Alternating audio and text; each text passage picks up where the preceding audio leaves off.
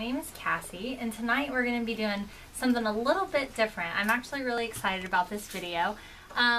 About a month ago on my Facebook page, I put a post up that I wanted to do something that you guys wanted to see me try. I know that with all the crafting websites out there like Pinterest or all those other different sites, there's sometimes these really cool projects, but they kind of seem like maybe they're not realistic or they're not really attainable. I know that personally I've tried out a couple that didn't turn out so hot. So I really wanted to see, what you wanted to see me try. And I had some great ideas come across. I picked one which was repurposing just a folding chair. The reason I picked that one is because I think that, a lot of people have old folding chairs around, or they're really easy to buy and easy to find. So that's why I picked that one in particular. And what I'm going to be doing tonight then is just basically trying this with you. Normally in my videos I do some prep work, I kind of have everything laid out so that it flows and it goes easy. Tonight I'm not going to be doing that, so it might not flow so well. We may have some mishaps or things like that. I've tried to set myself up where I have some backup options in case something doesn't work out, but I am trying this for the first time right along with you. Also, throughout the video, if there comes a point where it seems like something's going to be taking a little bit too long, or maybe we have to let something dry, something like that when it comes to the painting point, then I may take a break and then come back at it after it dries. Okay, so having said all of that, we're going to go ahead and get started. So what I chose to do here was I picked some fabric that I already had. Like I said, I don't know how this project's going to turn out, so I didn't want to go out and get something special for it. The folding chair here is one also that I had. It's part of a set of 4. It may just become a set of 3 after this. We'll wait and see how it goes, or maybe I'll do the other 3 to match it. So that's what I'm going to do. Okay, so the first thing that I'm going to do here is iron this fabric. I was thinking about it when I go to put this on the cushions. I would think that if there's any kind of creases in it or wrinkles in it, that it will probably not be easy to smooth out once we put it on there. So that's me thinking ahead a little bit, hoping that that will help the process go smoother. So I'm just going to iron a good section here. I have 2 pieces to cover, the back piece of the chair and then the bottom part. Now, all folding chairs don't have the cushion on the back. A lot of them just have the cushion on the part that you sit on. So if that was the case for you, that would be lucky. You would just have a little bit more to spray paint and less to cover, so that would be good. I'm going to iron out a little bit more here. And like I said, I picked this fabric because it matches. I have white spray paint as well on hand, and so I think it'll match that and be kind of a pretty summery color. Okay, so now that I have my fabric ironed, the next step is going to be to actually get my chair here. I'm going to move it up here. Let's see if I can fit it. Yeah. So as you can see on my chair, I have 2 screws here holding this. I think that's what holds it on there. That's what I'm hoping for here. So I'm going to unscrew those.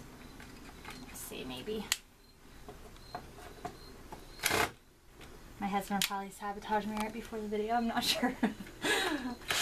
There we go. So I'm going to unscrew these 2 screws here. Oops, lost one. Do this side as well.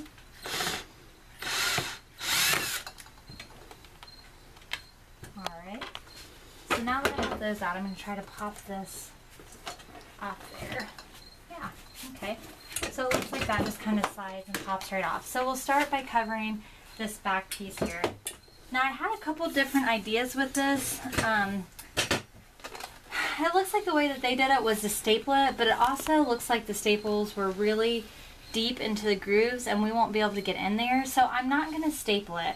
I think that that is a viable option, and I may have made a mistake by deciding not to do that, but what I'm going to do instead, I'm going to try some Mod Podge.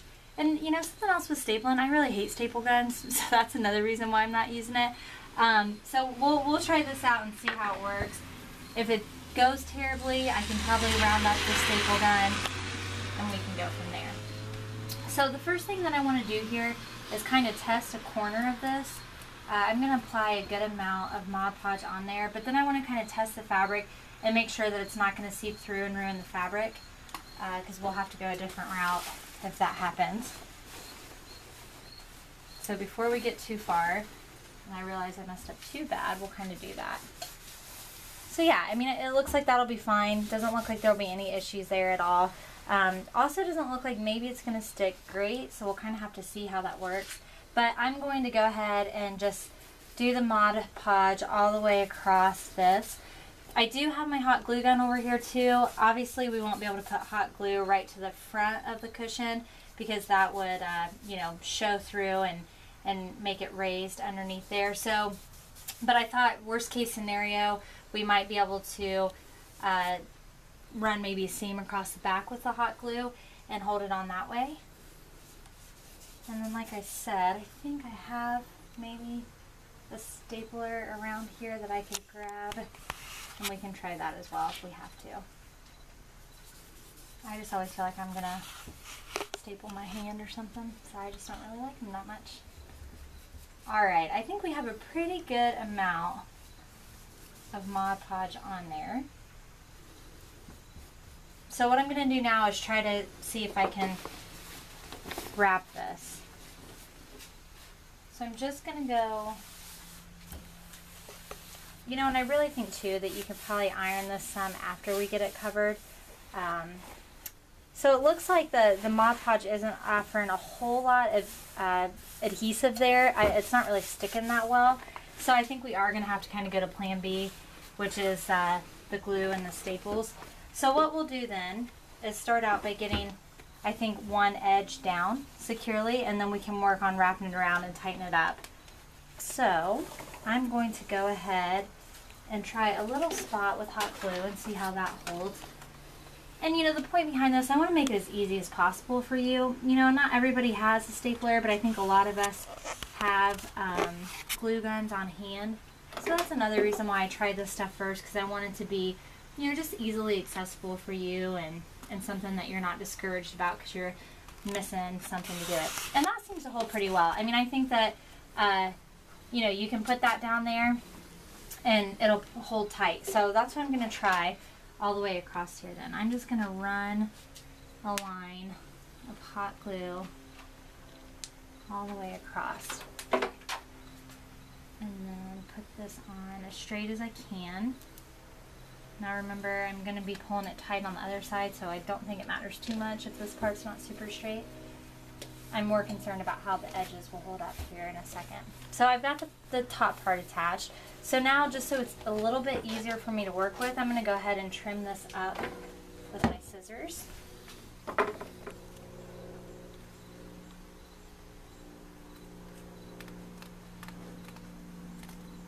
Give myself plenty of extra room there just because I don't know what's going to happen. But not too much that it makes it unmanageable to work with. I think is a good idea. And like I said, normally I would have all this stuff done on one of my normal videos, but I just thought it would be really cool to, you know, give you kind of a rating at the end of this project and say either, yeah, I think it's easy, I think anybody can do it, or, you know, maybe it's tough, maybe there's some kinks to work out, I'll have to come back at it. But I just thought it'd be fun to kind of do it with you. So, okay, I think next I'm going to secure, I think we better secure the edges next so that we don't get a ripple down across the bottom looking at it from that angle. So that's what I'm going to do. I'm going to pull the edges completely tight here. Get some glue right there in the corner to start.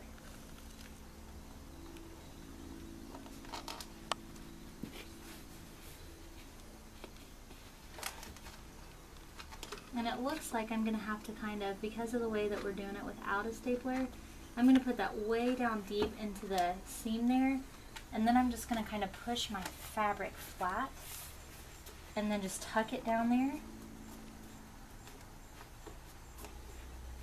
and kind of see how that works. Looks like that's going to work okay. I do have a little bit of a loose corner here, but that's another really great thing about hot glue is you really can't mess it up. You just can kind of keep folding and pushing it in, and I don't really think that you know, that matters a whole lot. So that seems to be working out well.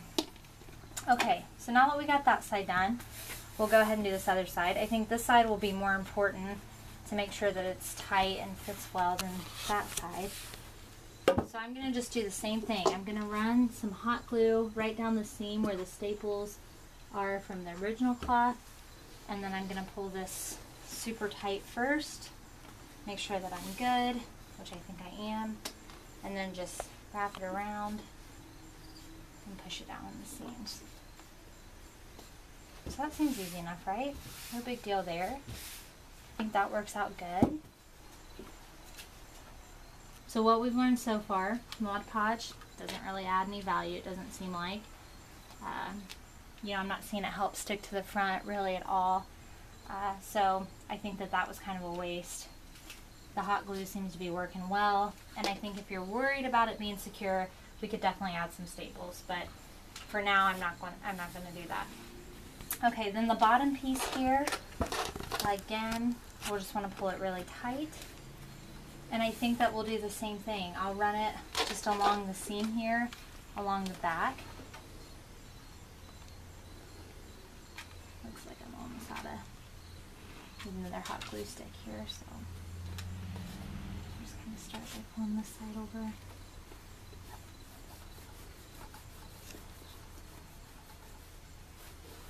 Let me grab my hot glue stick real fast.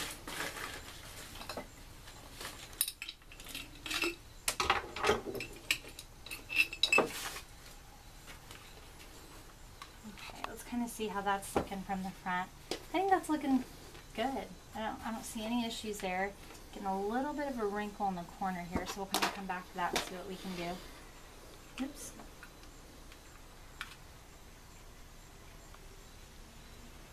So in the future too, we'll kind of see how this goes. But I think that this is a really fun thing for me to kind of get involved with you and also to try some of this stuff. So I plan on doing more of these videos. You know, if you have an idea that you really want to see me try, you know, something you kind of want me to test out first, I really enjoy doing it, and I would be glad to. So, you know, maybe we'll do another submission over the next month or so and do another one of these soon. Okay, so now that I have everything set on there, I think that's looking pretty good. It does look like from where I Mod Podge that it's at least a little bit wet right now and it's showing through. I don't think that that'll probably stick. I bet it'll probably dry and be fine. But another reason to not Mod Podge, I don't think that's necessary at all. Adds no value, and if anything would maybe cause some discoloration. So we'll stay away from that. Next, I think we need to cut off our excess fabric here. And this is where, you know, we'll go along, and I think we want to cut really close to the seam, so that we don't have too much in the way of loose pieces. So that's kind of what I'm going to do. Give myself a little bit of room in this corner so I can kind of come back and fix that. But I'm just going to cut right along the side here. Now to me, it doesn't matter what the back of the chair looks like. That's going to depend on, you know, how much of a perfectionist you are. And, you know, I think if you were worried about that, you could really easily take just a razor blade across here and get rid of that excess. I don't really care though, so I'm not going to do all of that. But those are always good tips that we can add later for your reference that you can do if you would like to. Okay, so now that I have my excess fabric, all except this piece, cut off. Okay, now we can kind of look and see what else we need to do. It looks like we need to tuck the corner a little bit better in these two corners, so we'll go ahead and do that real quick. Add some glue in here.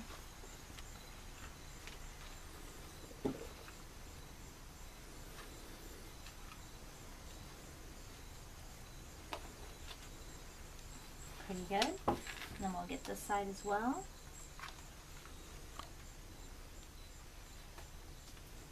Alright, so here's our top piece, all done. We're not going to be able to put that on just yet because we're going to have to spray paint our chair still, but we got this part done and out of the way, so that is great. Okay, so next thing that I'm going to do then is move this, and then I'll check my fabric again, make sure I have enough of it ironed. You know, and there was a few creases in that anyways, after I got started that I kind of noticed, and it didn't, I mean, it really kind of pulled out when I stretched the fabric tight, so This may not be necessary. I just think probably better safe than sorry on this, so that you know it's not ruined. So we'll just do another little section here for my bottom piece. Alright, good enough. Okay. Now I'm going to take my drill here. I'm actually going to move around and kind of turn this guy upside down. I'm not sure if I can fit it all the way on my table to show you, so sorry about that. Hopefully you can still get a good angle of what I'm doing here. But same thing, I'm assuming that these are what's holding the chair. So I'm going to take those out. Try not to hurt myself.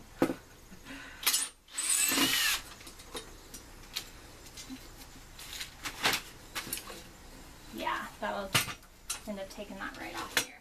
So that's good.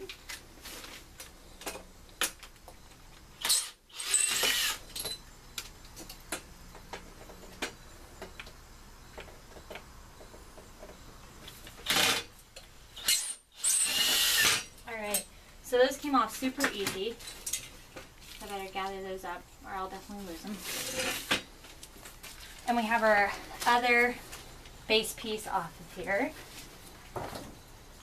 So what I'm going to move to next, instead of making you watch me do the fabric on that again, because I think that this piece will probably be even easier than the first piece because there's no, you know, grooves or indentions. It's just a flat piece, so we'll just have to spread it out over top of it. So instead of doing that, I'm going to go ahead and move into the spray painting portion and spray paint the chair. And then after that, we will probably take a break so that the paint has time to dry, and then also while the break is going on, I'll cover this piece, and then when we come back, that'll be it. We'll be able to assemble it and see how the finished product looks. So far, I think that this is a really easy project. I don't know how long I've been going for, but you know, you would be doing it a lot quicker if we weren't explaining it and you already knew what was going on. So I think that it's a pretty quick project too. So, let me get this stuff out of the way for us. Okay, so with this chair, I'm actually going to open it up because I think that's probably a better way to spray paint it, is to have it open here. So first thing you want to do, just put on gloves. If not, you're going to get your hands covered in spray paint. I always do that, and then I can't get it off, and then I look ridiculous when I go to work. So we'll want to do that. And then you want to shake your can spray paint really well. And then with this, the biggest thing is going to be making sure that it doesn't run. Let me just shake it up some more. So as you can see, I mean, you know, a good 6 inches or so away from it is probably fine. And it looks like, you know, this #1 isn't the best spray paint. This is the cheapest spray paint that I could buy. So that could be part of the coating, you know, that it's not going to coat super well. So this may be better with a, or maybe not better, but maybe easier with a better spray paint. And then the second thing is going to just be making sure that you're getting an even coat.